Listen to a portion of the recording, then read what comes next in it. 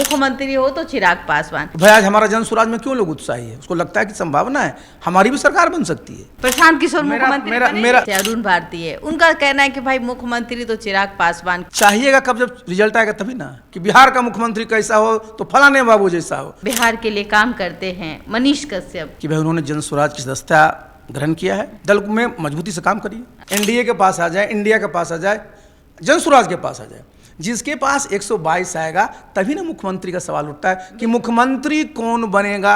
9वीं बार तो मुख्यमंत्री बने हैं ना नीतीश कुमार जी, अब 10वीं बार कहीं ब्रेक तो नहीं लगा देंगे चिराग पासवान? बिल्कुम पास था। अरे बिल्कुल आरजेडी की सरकार बन सकती थी। 243 सीट पर जो जन स्वराज लड़ रही है, हमारे पास सभी क्षेत्र में चुनाव लड़ने के लिए उम्मीदवार हमारे पास उपलब्ध है। विधानसभा का चुनाव लड़ने जा रहे हैं चिराग पासवान। ज्यादा से ज्यादा सीट पर हमारा जो दल है, हमारे जो उम्मीदवार हैं, मजबूती से लड़ करके चुनाव जीते। जब चुनाव जीतिएगा तभी ना सरकार बनाने की स्थिति में रहिएगा। और मेरा दायित्व है कि बिहार में जितने हमारे उम्मीदवार लड़ेंगे उनको जिताने के लिए मैं अपना पूरा समय दूंगा। और उनके रहते ये सब संभव नहीं था। तो जिसने भी इस तरह का काम किया है ना, वो नीतीश बाबू को तो हितैषी कतई नहीं भाई। तो जनता दल का जब मर्जर हो जाएगा ना, तभी ना जनता दल का बोर्ड हटेगा। जनता दल का मर्जर तो आज किसी पर दल में हुआ नहीं है। खत्म हो जाए ना तो जेडीयू को खत्म करने का मान लिए ना वो, तब तो अपना जेडीयू का पोस्टर हटा, होर्डिंग हटा दिए। हमारे सामने सब संभव ही नहीं था। आपके सामने संभव नहीं था। उस दल के बिहार के माननीय मुख्यमंत्री हैं और उस दल का नाम हट जाए, ये तो कहीं से भी अच्छा नहीं है। जन स्वराज तत्परता से काम कर रही है और आपकी जो पार्टी है वो विलय हो चुकी है। कहीं ना कहीं आप चाणक्य हैं, आपकी सोच संगठन बनाने को लेकर बहुत हद तक सफल रही। क्या लगता है कि आप मुख्यमंत्री बना दीजिएगा? नहीं, देखिए अभी हमारा फोकस है, मेरा फोकस अभी क्या है, प्रशांत किशोर मुख्यमंत्री मेरा फोकस जरा मैं समझिए, जो मैं बता रहा हूँ। मेरा फोकस है कि भाई जो हमने दोनों पार्टियों का मर्जर किया जी। हम लोग भाई पिछले वर्ष ही दोनों पार्टी अलग अलग बनाए थे जी। और हम लोग एक ही बैकग्राउंड के रहे हैं। तो हमारा फोकस है कि 243 सीट पर जो जन स्वराज लड़ रही है, 243 हाँ लड़ रही है। तो जहां जहां हमारे उम्मीदवार कम हो सकता है, काहे कम होगा? एकदम काहे कम होगा? हमारे पास सभी क्षेत्र में चुनाव लड़ने के लिए उम्मीदवार हमारे पास उपलब्ध हैं। तो कम कैसे होगा? देखिए बिहार में चुनाव लड़ने वालों की कमी थोड़ी होती है। बिहार बहुत ही इस मामले में जागृत प्रदेश है। तो देखिए हमारा क्या होगा कि हम लोग का प्रयास होगा कि ज़्यादा से ज़्यादा सीट पर हमारा जो दल है, हमारे जो उम्मीदवार हैं, मजबूती से लड़ करके चुनाव जीतें। जब चुनाव जीतिएगा तभी ना सरकार बनाने की स्थिति में रहिएगा। और जब सरकार बनाने की स्थिति में रहिएगा तब ना सरकार जो आप कहते हैं कि हम बनाएंगे तो क्या क्या करेंगे। तो देखिए राजनीति जब आप करते हैं तो किस लिए करते हैं? आपको जो है वो आना है आपको सत्ता में। और सत्ता में कहे के लिए आना है? जो आपने जितने भी आपने सोच रखा है कि हमको बिहार के लिए ये करना है, बिहार के लिए ये करना है, जब सत्ता में आइएगा तभी ना वो कर पाइएगा।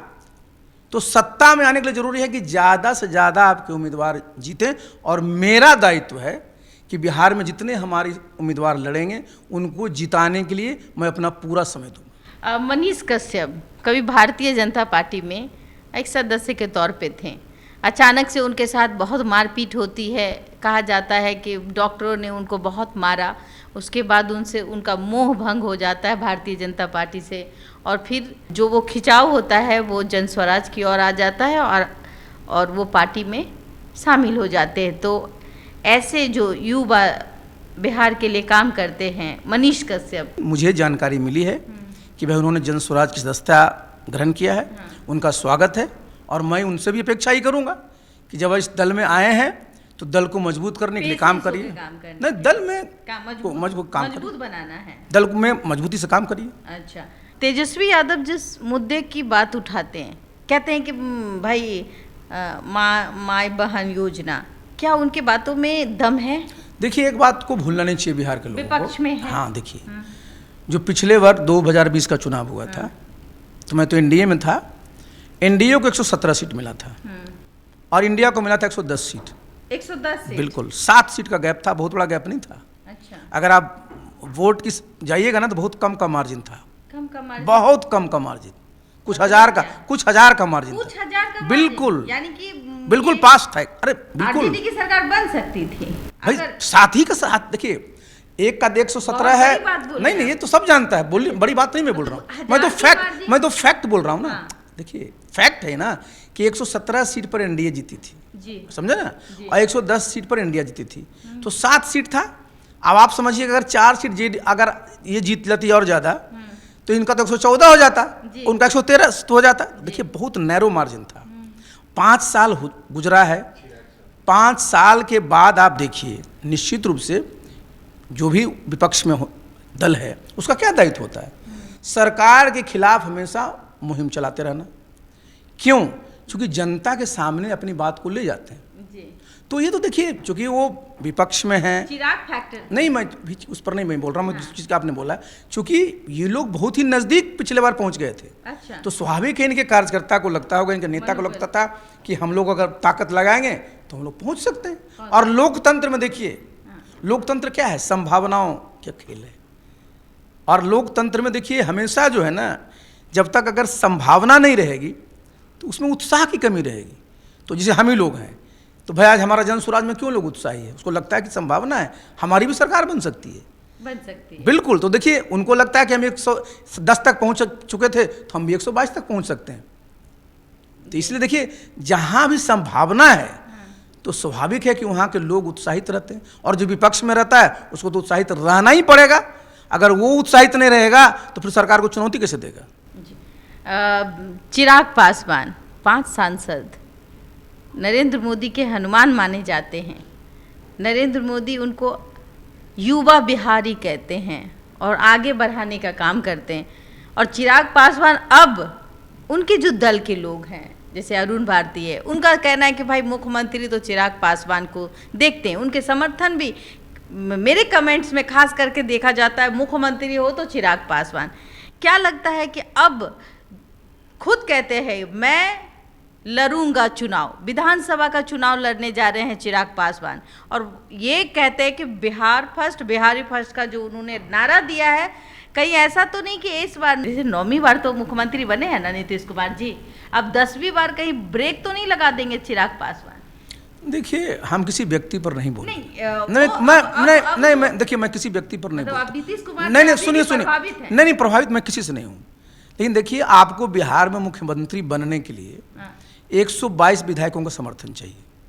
सबसे पहली चीज चाहिएगा कब, जब रिजल्ट आएगा तभी ना। रिजल्ट जब आएगा 2025 का, भाई बिहार का मुख्यमंत्री कौन बनेगा, ये तो हमारे अभी आपके कह देने से कोई बनेगा नहीं जी। अभी तो नीतीश बाबू मुख्यमंत्री हैं और गृहमंत्री जी बोले हैं कि मुख्यमंत्री बने रहेंगे। लेकिन 2025 का जब चुनाव हो जाएगा, जब रिजल्ट आएगा, उसके बाद जो यहाँ पर जो संख्या होगी ना, उसके आधार पर न होगा कि इंडिया का जो है उसका मुख्यमंत्री बनेगा, इंडिया का एनडीए का बनेगा कि जन स्वराज का बनेगा। जन स्वराज का बिल्कुल। तो जिसका संख्या जिसका तो एनडीए में है ना, तो मैं तो एनडीए बोल रहा हूँ। हाँ। मैं किसी व्यक्ति पर नहीं बोल रहा हूँ। अच्छा, हम एनडीए पर बोल रहे हैं ना, एनडीए में है ना ये लोग सारे लोग। एनडीए हमें बोल रहा हूँ कि भाई 122 जैसे ही आएगा ना, तभी जिसके पास 122 आ जाए, एनडीए के पास आ जाए, इंडिया के पास आ जाए, जन स्वराज के पास आ जाए, जिसके पास 122 आएगा तभी ना मुख्यमंत्री का सवाल उठता है कि मुख्यमंत्री कौन बनेगा। बाकी तो जिस भी दल में जो नेता हैं, जो समर्थक हैं, आप जाइए हमारे साथ चलिएगा, जहाँ जाइएगा जो नेता रहेगा उसी का होगा कि बिहार का मुख्यमंत्री कैसा हो तो फलाने बाबू जैसा हो। तो सब दल का कार्यकर्ता का देखिए आखिर उसका मोरल कैसे हाई रहेगा, उसका मनोबल कैसे ऊंचा रहेगा। जिस नेता के साथ काम करता है उसको लगता है मेरा नेता भी एक दिन वो बने। तो इसमें जितने भी दल के लोग होते हैं सबकी ये सोच रहती है और ये अच्छी सोच होती है। आपने कुछ दिन पहले देखा होगा कि जदयू में बीजेपी का पोस्टर लगा हुआ था, उस पर क्या कहिएगा? नहीं, देखिए ये तो चूंकि मैं उस दल का राष्ट्रीय अध्यक्ष रहा हूँ और उस कार्यालय में मैं बहुत वर्षों तक बैठा हूँ, तो मैंने तो देखा नहीं था। लेकिन मुझे मेरे साथियों ने बताया कि जनता दल यू का जो कार्यालय है उस पर एनडीए का बोर्ड लग गया। एनडीए का बोर्ड लग गया। एनडीए का बोर्ड लगने में किसी को कोई परेशानी नहीं है, लेकिन एक बात मैं बता दूं, जो भी जैसे एनडीए क्या है, एक गठबंधन है, गठबंधन में कई दल हैं नहीं, लेकिन दल ने अपना अस्तित्व नहीं खोया है। जैसे देखिए मैंने अपनी पार्टी का मर्जर कर दिया तो यहाँ हमारा बोर्ड लगा था, खत्म हो गया जी। भाई तो जनता दल यू का जब मर्जर हो जाएगा ना, तभी ना जनता दल यू का बोर्ड हटेगा। जनता दल यू का मर्जर तो आज किसी पर दल में हुआ नहीं है, तो जनता दल यू का दफ्तर में तो जनता दल यू का ही जो होर्डिंग रहेगा, उसमें उनके जो नेता हैं, उनका जो चुनाव चिन्ह है वही ना रहेगा। तो ये कैसे चेंज हो गया? अब आप सोच लीजिए, ये कुछ तो है क्या? नहीं, कुछ है नहीं।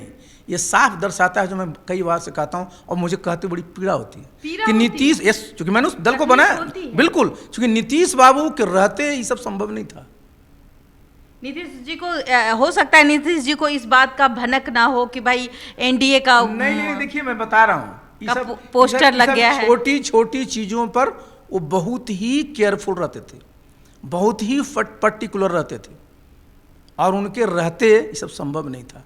तो जिसने भी इस तरह का काम किया है ना, वो नीतीश बाबू को तो हितैषी कतई नहीं है, हितैषी नहीं है नीतीश बाबू के, बिल्कुल नहीं। चाहते ही नहीं कि नीतीश बाबू जो है वो चाहने की बात नहीं है, मतलब उनके खत्म हो जाए। उनके चाहने से थोड़ा, देखिए नहीं, किसी जेडीयू खत्म हो जाए। नहीं, खत्म हो जाए ना, तो जेडीयू को खत्म करने का मान लिए ना वो, तब तो अपना जेडीयू का पोस्टर हटा, होर्डिंग हटा दिए। आरसीपी बाबू को बहुत पीड़ा हो रही है। होगा नहीं, देखिए आप किसी जगह जब सृजन करते हैं और सामने उसका अस्तित्व खत्म हो तो पीड़ा तो होगी ना।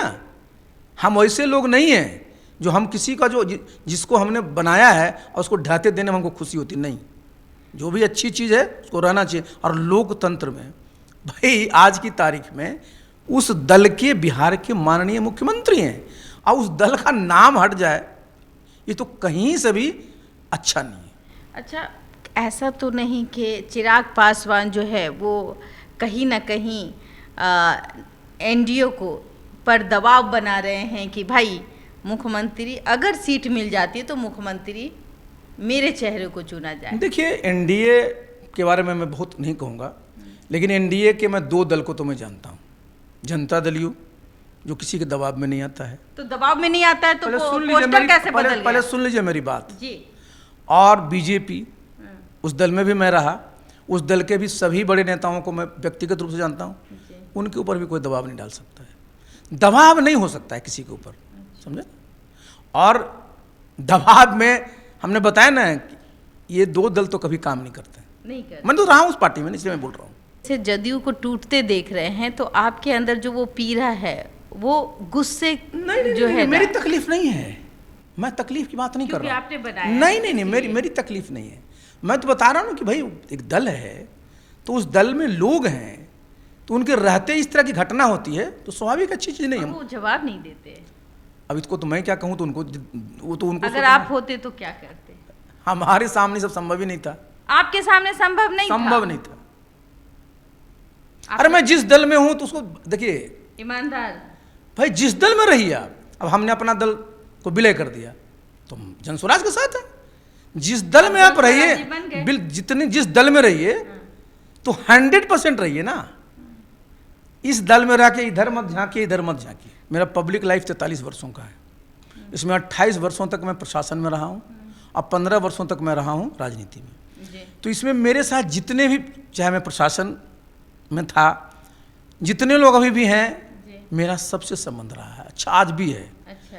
भाई मैं 15 साल से राजनीति में भी हूँ। नहीं भावुक नहीं, मैं प्रैक्टिकल हूँ। मैं भावुक नहीं होता हूँ। अच्छा।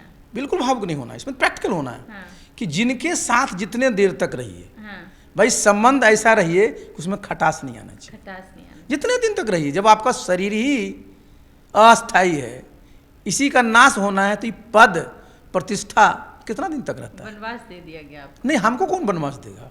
वनवास नहीं होता है। वनवास क्या होता है? देखिए अच्छे को इनाम नहीं मिलता, ये सोचते हैं। नहीं, मैं कभी नहीं कहता हूँ ये।